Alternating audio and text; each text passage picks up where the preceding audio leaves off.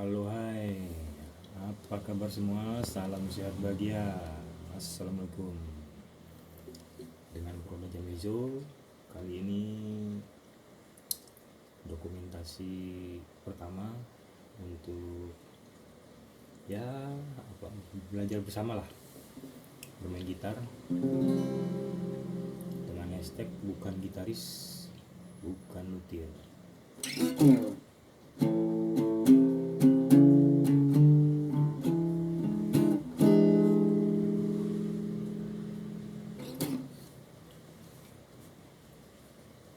Oke, karena ini baru perdana, santai saja saya sambil nyemil ya, buat saudara-saudara, kakak-kakak atau abang-abang, kawan-kawan, om tante, siapa saja yang senang bermain musik, khususnya gitar.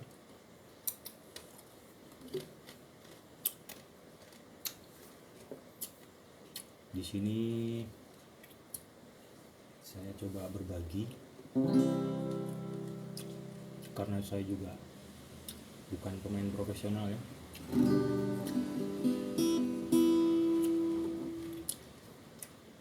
Bisa dibilang hanya hobi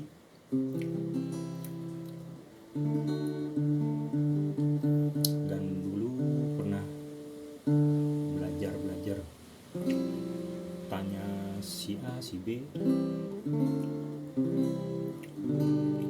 bermain gitar yang awalnya tidak ada ketertarikan dengan gitar,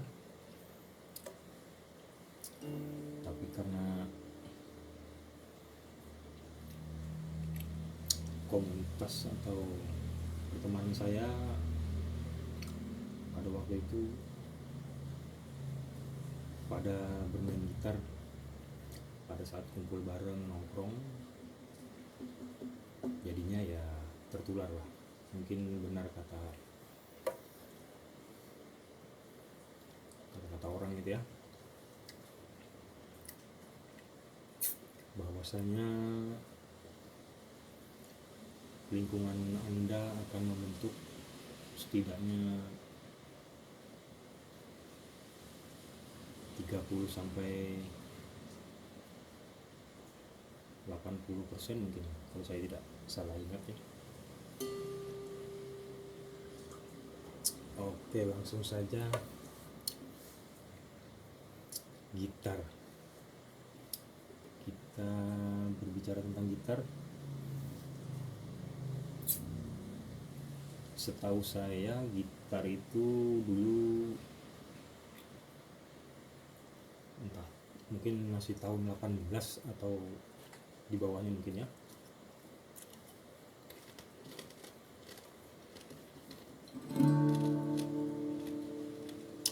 Ambil nih. Gitar pada tahun waktu itu belum seperti sekarang ini bentuknya. Pada waktu itu gitar, bagaimana cara menyampaikannya, ada mungkin sudah gitar, cuman bentuknya belum seperti gitar modern sekarang ini.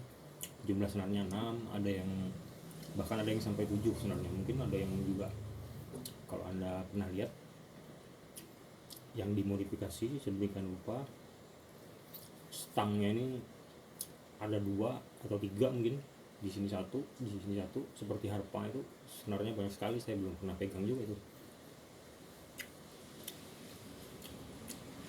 Kembali lagi tadi, gitar dahulu kala tidak seperti gitar modern sekarang ini ya bentuknya.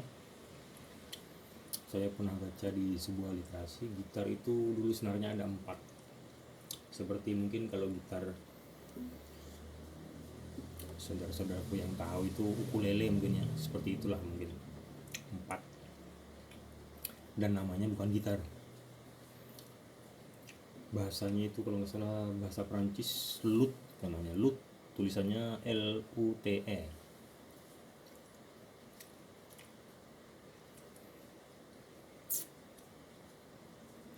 namun seiring berjalan waktu dan perkembangan teknologi atau pengetahuan, terbentuklah gitar seperti sekarang ini.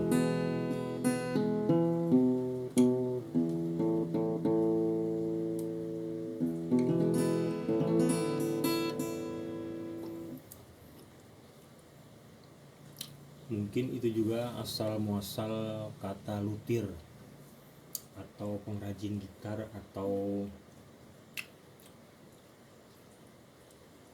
orang yang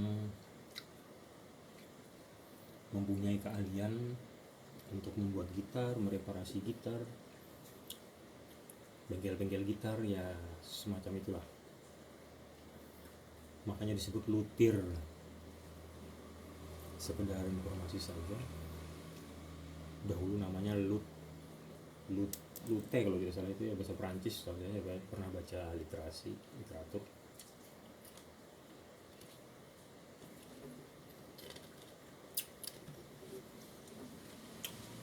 Seiring waktu berjalan, generasi-generasi yang berikutnya mungkin berekspansi atau eksplorasi terhadap alat musik gitar khususnya, sehingga terbentuklah gitar modern dengan bentuk seperti sekarang ini. Kalau gitar yang dahulu yang bernama lute itu mungkin lebih condong bentuk fisiknya seperti biola atau ya seperti violin atau bass betot. Kalau pernah lihat musisi-musisi zaman dulu yang tayang di layar kaca masih hitam putih mungkin ya, gitar yang atau bass yang dipegang seperti ini cara bermainnya, di betot-betot, atau yang ada yang digesek seperti biola, cello kalau nggak salah namanya.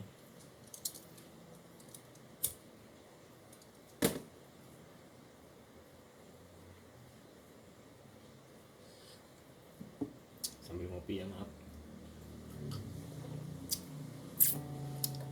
Cello. Oke, ringkasnya gitar itu terbentuk seperti sekarang ini menjadi gitar modern itu salah satu penyempurnanya, mungkin pada tahu semua ya, salah satu penyempurnanya adalah Martin. Merek gitar Martin itu kan nama si pembuat gitar lah. Makanya biasanya ada di gitar-gitar itu kan tulisan, misalnya labelnya siapa, labelnya anonim, biasanya di situ dicantumkan atau tertera selain seri, tahun pembuatan,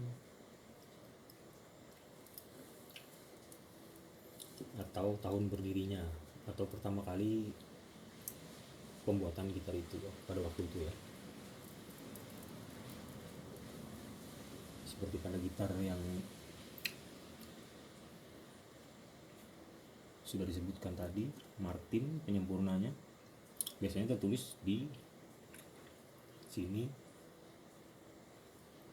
sebagai merek atau tera atau brand Martin bla dada dan seterusnya, ada keterangan tahun sekian. Nah,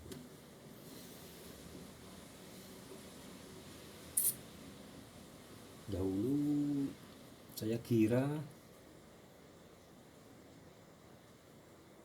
orang membuat gitar tuh berdasarkan feeling saja ya, tanpa ada landasan teori atau sistematis perhitungan yang mendasar. Ternyata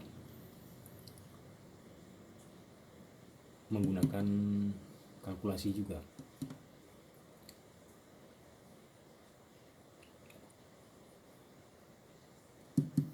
Seperti contohnya pada pemasangan bilah batang besi ini, atau dibilang fret, disebut fret pada fretboard. fretboard ini papan tempat bermainnya jari, fret, sekat-sekat untuk mengklarifikasi ya, atau yang menjustifikasi atau setting lah, adjust not atau nada sehingga bisa berbunyi bunyi berbeda, membentuk nada F, G. Nah di sini dengan sini kan beda. Nah itulah fungsinya fret.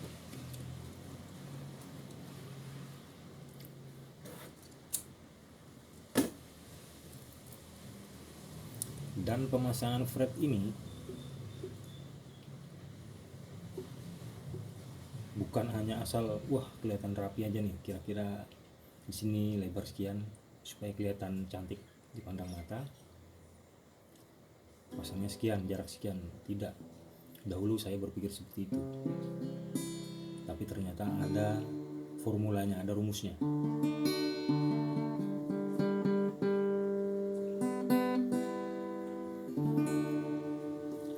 Dan rumusnya ternyata adalah rumus Pythagoras.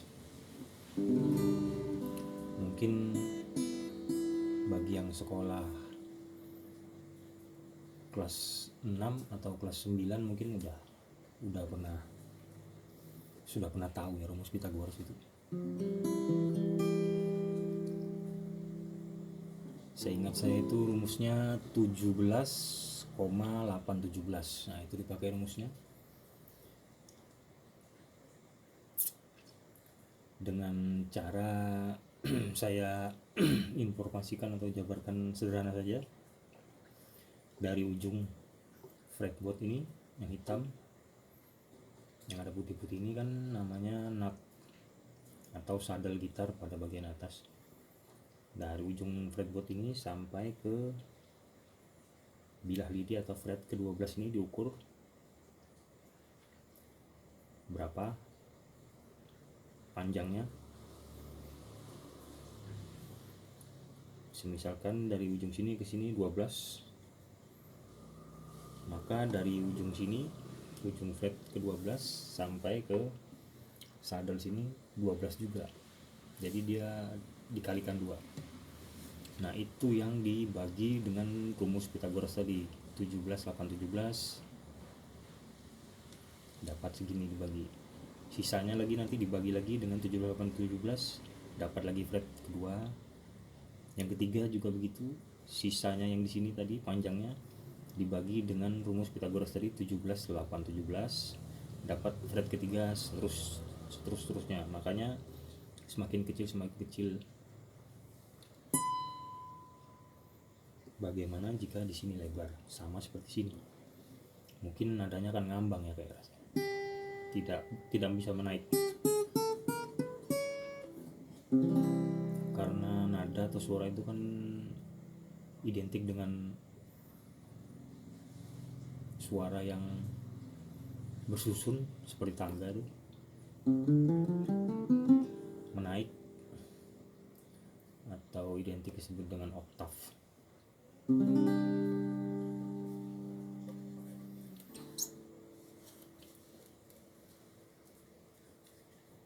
Oke, mungkin itu sedikit dari riwayat tentang perjalanan si gitar lah ya, dari namanya lute sampai disempurnakan. Terakhir itu yang terjadi seperti tadi Martin yang menyempurnakan bentuknya seperti gitar modern sekarang ini. Brand-brand banyak yang lain yang terkenal, Taylor mungkin, ada yang Maton,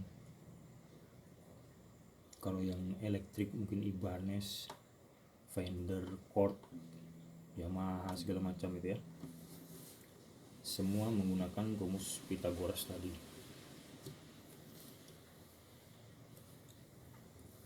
Nah, untuk satu tambahan, kenapa senar itu,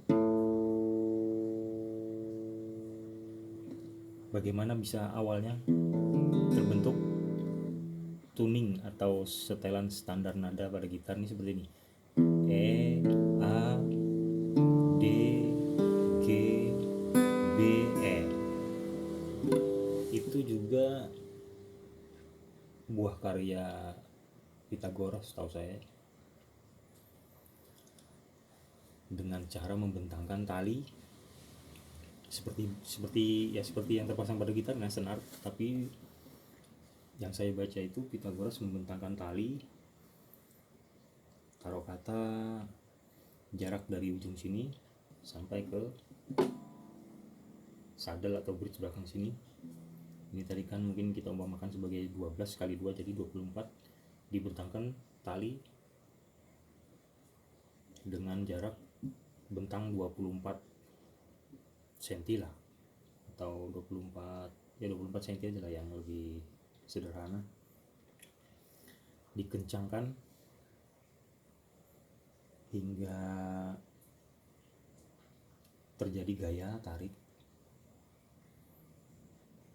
ideal, gaya tarik ideal yang mana tali yang dibentangkan tadi tidak kendur, tidak juga terlalu kencang. Nah, lantas tali yang sudah dikencangkan tadi dipetik mungkin atau disenggol seperti ini akan mengeluarkan suara.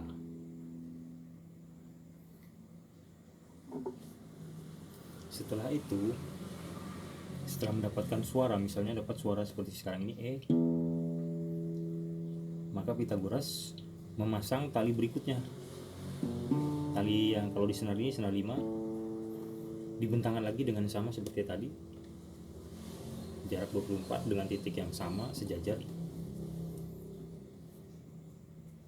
Setelah dikencangkan, karena tali tersebut mendapat gaya yang ideal, tidak terlalu kencang, tidak juga terlalu kendur seperti tali yang menjuntai itu, tidak.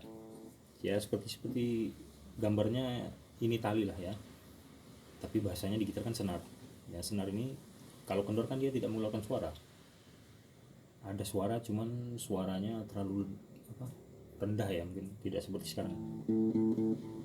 Contoh, nah kalau dia mengencangkan talinya tidak ada nadanya, nah maka dia kencangkan.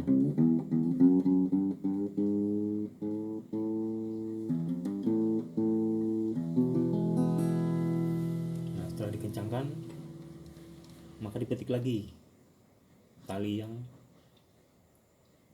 kedua tadi, menghasilkan nada. Mungkin kalau tidak salah itu nadanya sama.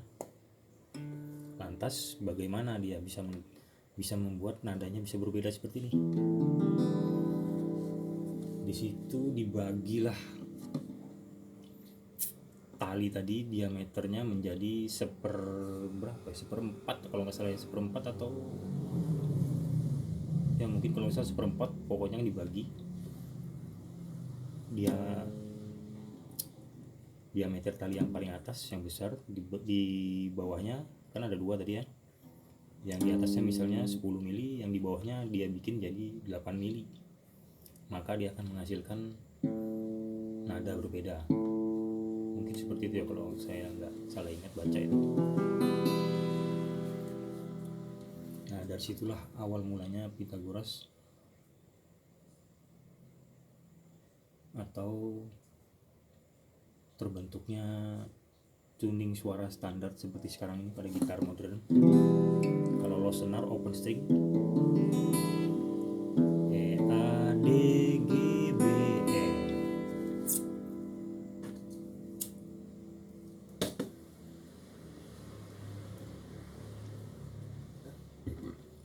Lantas tari berikutnya di senar 3 juga sama demikian, bentangkan sama tarik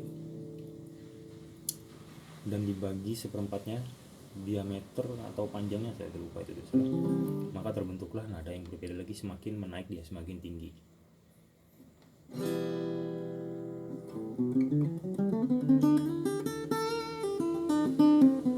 Sementara untuk solmisasi atau apa bahasanya, tangga nada itu juga Pythagoras juga. Tapi mungkin sebelumnya saya pernah baca itu,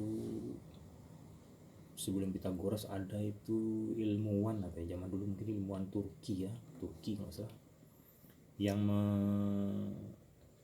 menyusun atau membentuk tangga nada itu dengan idiom atau istilah do re mi fa sol la si do.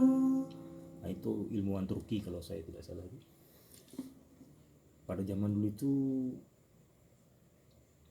bukan seperti sekarang ini ya, mungkin karena sudah salah pendengaran jadi disampaikan dengan data yang kurang akurat, melekat sampai sekarang. Kan kalau yang sekarang do re mi fa sol la si do, kalau nggak salah saya dulu itu setahu saya itu ilmuwan Turki itu bukan do re mi fa sol la si do, tapi do re mi fa sol la ti do, ti bukan si. Do re mi fa sol la ti do ti do ti do.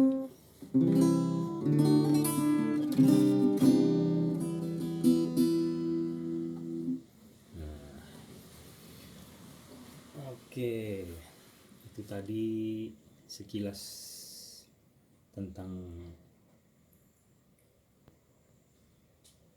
biografi mungkin ya, atau kurikulum vitae kalau manusia ya, tentang gitar. Sekarang kita lanjut ke fisik.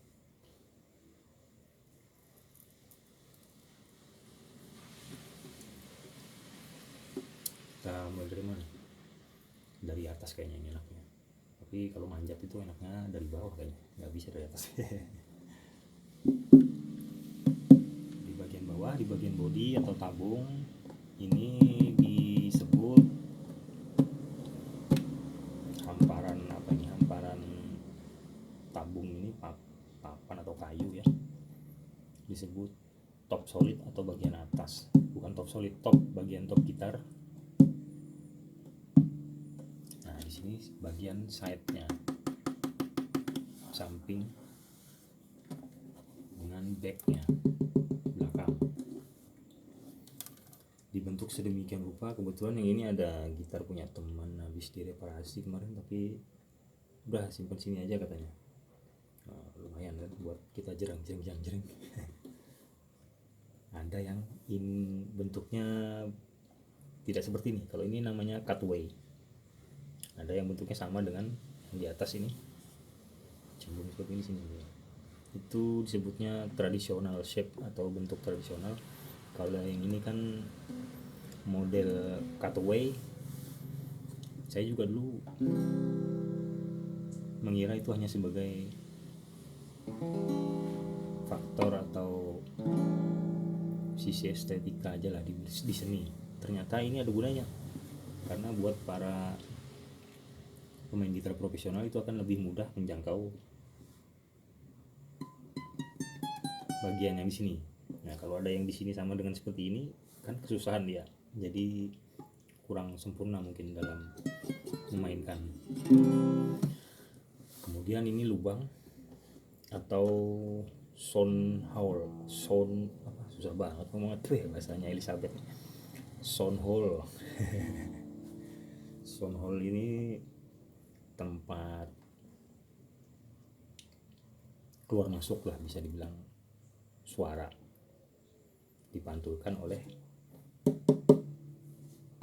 bodi gitar ini, karena di dalam bentuknya ruangan dan sifatnya suara itu kan dapat dipantulkan. Ya, seperti itulah cara kerjanya.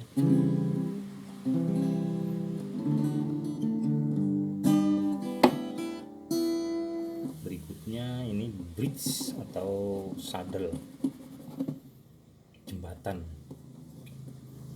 tempat memasang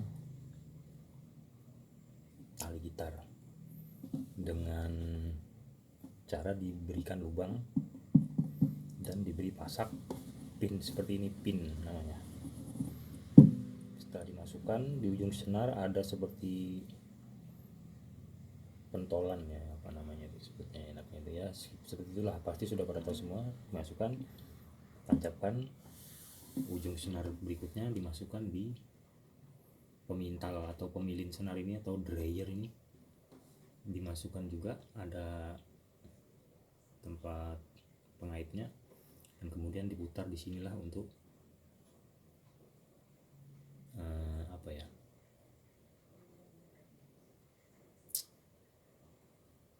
setting lah ya, settingan mengencangkan atau mengendurkan dengan ada panel seperti ini ya, benda bulat seperti kuping ini diputar, sini ada skrup. Nah setelah dia bisa di stem berfungsi. Kemudian di saddle tadi kelewatan, ini ada saddle bridge, tempat senarnya bertumpu. Senar seperti ini harus ada saddle bridge supaya dia ada tumpuannya, karena dia posisi kencang. Kalau dia tanpa saddle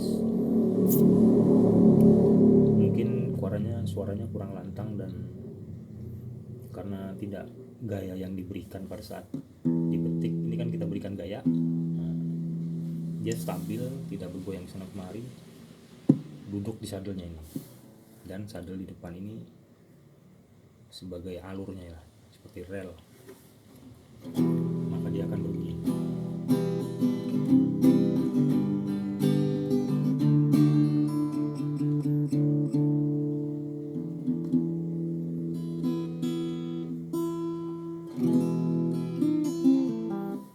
Sementara yang titik-titik atau dot bulat-bulat ini namanya inlay.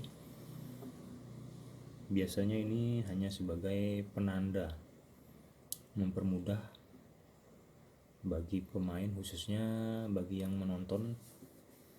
Kalau pemain kan mungkin melihatnya di sini, di atas ini ada juga biasanya dikasih inlay, karena sudut pandang saya ke bawah. Kalau sudut pandang saudara kan dari depan ke sini memandang sini. Jadi begitu saya main, Anda bisa tahu itu, itu di inlay bagian keberapa atau fret keberapa. Jadi Anda tahu akord atau kunci apa yang saya mainkan, atau di mana saya bermain pada fretboard.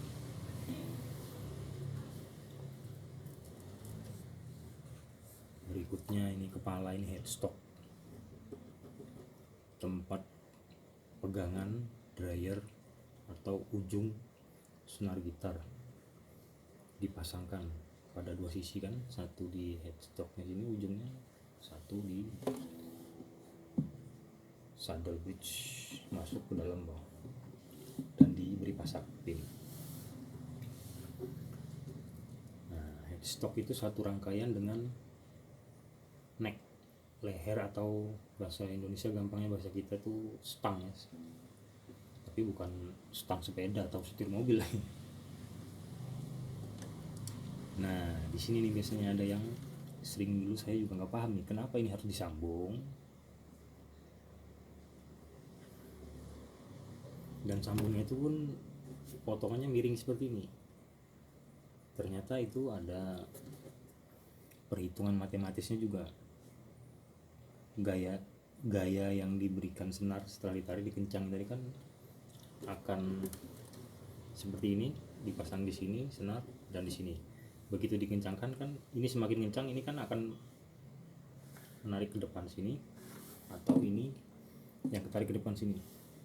Sementara sudut sambungan miring ke sini.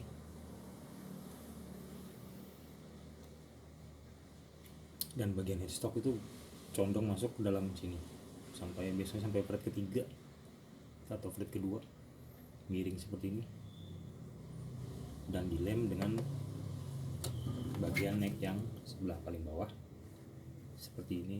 Gimana menggambarkan, jadi ditempelkan seperti ini. Jadi kalau ada yang di sini untuk pemasangan senar, begitu ditarik sini dia akan dipegang sama ini, sama dijepit sama stang dan fretboard. Jadi gayanya kalau ilmu fisika itu balance, tapi itu hanya metode pemasangan ya. Ada juga yang necknya utuh.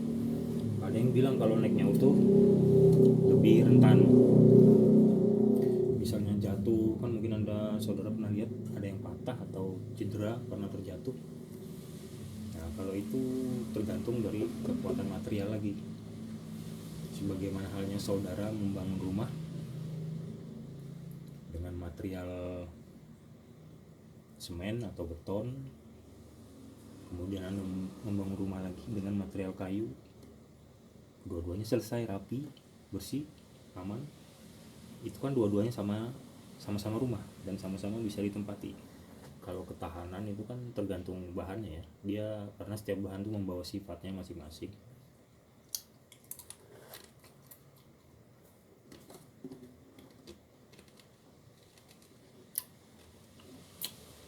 Satu lagi mungkin, tapi ini bagian dalam tidak bisa saya perlihatkan, ada tulang-tulang, ada bracing, nah mungkin bahasa Elizabeth ya. Selain untuk memperkuat bodi belakang, tabung bawah, dan di bawah sini pun ada juga tulang seperti kayu siku mungkin lah ya. Kalau di rumah itu kuda-kudanya itu, nah itu penguncinya. Karena rata-rata bahan top gitar itu sambungan, pasti di tengah sini sambungan, jarang yang satu lembar utuh karena diameter gitar lumayan lebar. Jadi untuk membuatnya dan kebutuhan bahannya dari kayu, jarang kayu yang diameternya bisa full seperti ini, jadi harus disambung. Mungkin itu ya.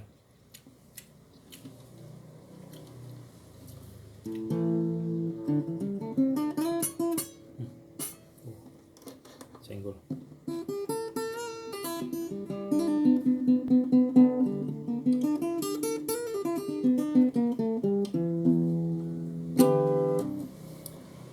Oke, sepertinya dokumentasi kali ini cukup dulu karena sudah 30 menit rasanya durasi. Untuk awalnya lah, bagi yang ingin atau yang sudah bermain gitar, pengenalan gitar. Berikutnya insya Allah dokumentasi yang kedua, kita akan belajar bersama bagaimana bermain gitar dalam arti memahami tangga nada ya.